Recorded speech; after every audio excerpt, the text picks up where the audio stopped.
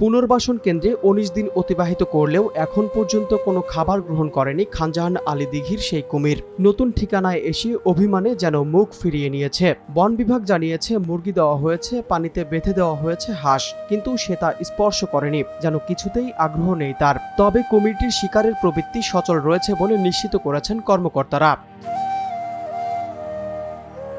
বন্যপ্রাণী ব্যবস্থাপনা ও প্রকৃতি সংরক্ষণ বিভাগ জানায় কুমিরটির বয়স আনুমানিক ৪৫ বছর এবং ওজন ৪০০ থেকে ৫০০ কেজি, যা স্বাভাবিকের চেয়ে অনেক বেশি।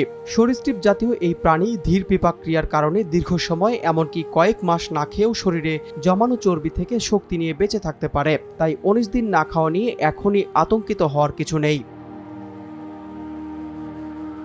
তবে নতুন পরিবেশের মানসিক চাপ বা স্ট্রেসের কারণে সাময়িক এই খাদ্য বয়কট হতে পারে। কর্মকর্তারা জানিয়েছেন কুমিরটি মিঠা পানির প্রজাতি হওয়ায় এটিকে সুন্দরবনের লোনা পানিতে অবমুক্ত করা হবে না। মাজার কর্তৃপক্ষ যদি ভবিষ্যতে দর্শনার্থী ও কুমির উভয়ের শতভাগ নিরাপত্তা নিশ্চিত করতে পারে তবেই এটিকে ফিরিয়ে দেওয়ার বিষয়টি বিবেচনা করা হবে।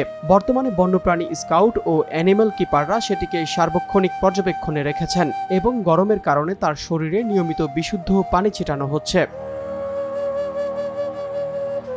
গত ১ জুন মাজারের দিঘিতে গোসলের সময় ৭ বছর বয়সী এক শিশুকে আক্রমণ করে কুমিরটি, যার ফলে মৃত্যু হয় শিশুটির। এই ঘটনার পর দর্শনার্থী ও স্থানীয়দের নিরাপত্তার কথা বিবেচনা করে জেলা প্রশাসনের নির্দেশে কুমিরটিকে সরিয়ে নেওয়া হয়।